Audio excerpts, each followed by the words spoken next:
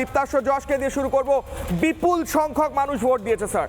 বাংলা এত ভোট আগে কখনো দেখেনি। আমি দেখছিলাম বিগত বহু বছরের ইলেকশনে তো আমি পাচ্ছি না, গোটা দেশেও পাচ্ছি না।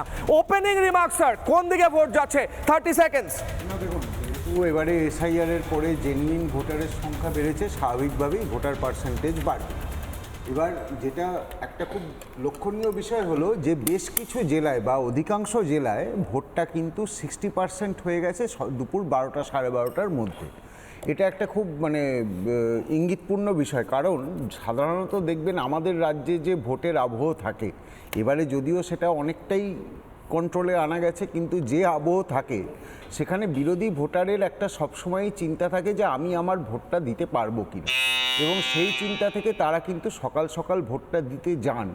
এবং এবারের যে ভোটের পার্সেন্টেজ দুপুর 12টা অবধি 60% ভোট পড়া, এটা কিন্তু অনেক কিছুর ইঙ্গিত দেয়, এবং এটা পরিষ্কারভাবেই জানিয়ে দিচ্ছে যে আগামী দিনে বিজেপি সরকারে আসতে চলেছে এবং তৃণমূলের জমানা, তৃণমূলের খেলা সব শেষ।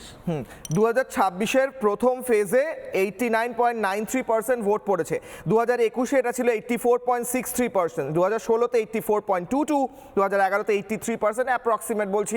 অবশ্যই ফেজ কতগুলো হয়েছে সেগুলোর মধ্যে তফাৎ রয়েছে। এটা আপনি যেটা বলছেন, হ্যাঁ, এটা 5টা আরো বাড়বে। ঠিক 6টা অবধি হবে। এটা দেখবেন অধিকাংশ 91, 92, অধিকাংশ জেলায় এটা আপনার 93-94%-এ চলে যাবে, 94 পর্যন্ত যেতে পারে। এই কথাটা কি আপনি মানবেন না যে অনেকে ভোট দিয়েছেন, অনেকে এসেছেন ভোট দিতে এই ভয়, যে মানে হয়তো এটা সঠিক নয় কিন্তু তাদের ভয় রয়েছে যে এসআইআর এর পর যদি আমি ভোট না দিই তাহলে ভোটটা চলে যাবে। সাধারণত তারা ভোট দিতেন না, এবার এসে ভোট দিয়েছেন এবং সেই ভোটটা কাকে দিয়েছেন বলা যাচ্ছে না। বিজেপি দাবি করছে যে আমরা বেশি ভোট পাবো কারণ বেশি ভোট হয়েছে। উত্তরটা কি দেবেন স্যার? দেখুন, একটা জিনিস তো এটা ঠিক যে এসআইআর নিয়ে তৃণমূল থেকে প্রথম থেকেই তৃণমূলের যে স্ট্র্যাটেজি ছিল সেটা হচ্ছে একটা আতঙ্কের পরিবেশ তৈরি করা, এবং আমরা তার একটা চূড়ান্ত পরিণতি দেখেছি আমরা মোথাবাড়িতে, মালদায়, যে সেখানে কিভাবে জুডিশিয়াল অফিসারদের উপরে আক্রমণ করা হয়েছে। তো এই জায়গা থেকে একটা অনেকের মাথাতেই কাজ করেছে যে এসআইআর এর পরে এবারে ভোটটা আমাকে দিতে হবে, নিজের ভোটটা নিজে দিতে হবে। এবার দেখো, এই যে যেটা ভুতুড়ে ভোটার, এই যে 58 লক্ষ ভুতুড়ে ভোটার, এরা যদি ভোট না দিত তাহলে তার জন্য তৃণমূল এত কাঁদতো না। দেখো, ব্রাত্য বসুর বাবা, তিনি মারা গেছিলেন 10 বছর আগে, কিন্তু পুত্রকে এত স্নেহ করতেন যে তারপরেও তিনি আরও 2টো ভোটে এসে ভোট দিয়ে গেছিলেন। এবারে খুব দুঃখের বিষয় জ্ঞানেশ কুমার তাকে ভ্যানিশ করে দিলেন, সেই জন্য আর এবারে ব্রাত্য বসুর বাবা ভোটটা দিতে পারলেন না। বেশ, আমি একটা প্রতিবেদন দেখাতে চাই।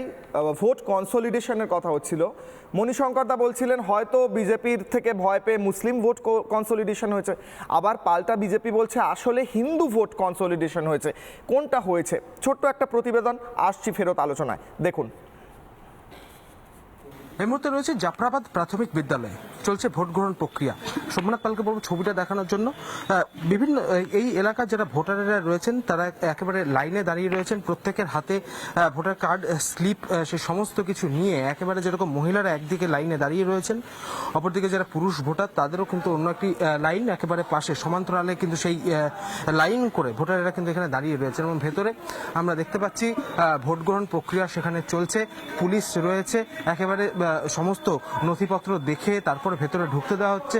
সিআরপিএফ এর আধিকারিকেরা তারা এখানে দাঁড়িয়ে রয়েছেন, এবং সবটা মিলিয়ে এই মুহূর্তে জাফরাবাদ, যে জাফরাবাদ গত বছর কার্যত উত্তপ্ত হয়ে উঠেছিল, সেই জাফরাবাদে ভোট গ্রহণ চলছে। শান্তি আসে যেন, আমাদের বাড়ি পুড়েছে তো, আমরা খুব কষ্টে বেঁচে গেছি, তো এখন চাইছি যে আমরা যেন ভালোভাবে শান্তিতে বাস করতে পারি, এটাই আমার বলার আছে, মানে আর যেন এই কষ্ট না আসে। যে ভোট দিতে এলেন, কোনো সমস্যা হয়েছে, ভয় কিছু? না না, ওইসব কিছু নাই এখন আর, এখন তো পরিস্থিতি একটু ভালোই আছে, কিন্তু আমরা চাই যেন আর না হয় এরকম। পুলিশ তো রয়েছে এলাকায়। হ্যাঁ, বিএসএফ ছিল, বিএসএফ আছে, বিএসএফ এর জন্য আমরা ভালোই আছি। বিএসএফ চলে গেলে এবার কি হবে এটাই একটা দুশ্চিন্তা আছে, আমরা চাই যেন বিএসএফটা স্থায়ীভাবে থাকে। দিতে এসছেন, কি কোথাও কোনো সমস্যা কিছু হয়েছে না নির্বিঘ্নেই আছে? সমস্যা হয়নি, শান্তিপূর্ণভাবে হচ্ছে। হ্যাঁ, ভোট দিতে কিছু ভয় কিছু হচ্ছে না, কিছু ভয় নাই। চাহি এখানে কেমন না হলে আমাদের জান বাঁচবে না। লাইনে দাঁড়িয়েছেন অনেকেই, এবং তারা চাইছেন এলাকায় শান্তি ফিরে আসুক। তারা বলছেন যে 1 বছর আগে যে পরিস্থিতি তৈরি হয়েছিল এখন শান্তি রয়েছে এবং শান্তিটা ফিরে আসুক, বিএসএফ ক্যাম্প হোক এলাকায়, এমনটাই চাইছেন জাফরাবাদের সাধারণ ভোটারেরা। প্রিয়জনের শম্ভুনাথ পালের সঙ্গে ইন্দ্রাশিস বাগচি, রিপাবলিক বাংলা, জাফরাবাদ, শামসেরগঞ্জ। আমি একটু পরেই নানা ধরনের কন্টেন্ট দেখার জন্য লাইক করুন, শেয়ার করুন আমাদের ফেসবুক পেজ, সাবস্ক্রাইব করুন আমাদের ইউটিউব চ্যানেল। পাশাপাশি অন্যান্য ব্রেকিং নিউজের জন্য অবশ্যই চোখ রাখুন রিপাবলিক বাংলায়।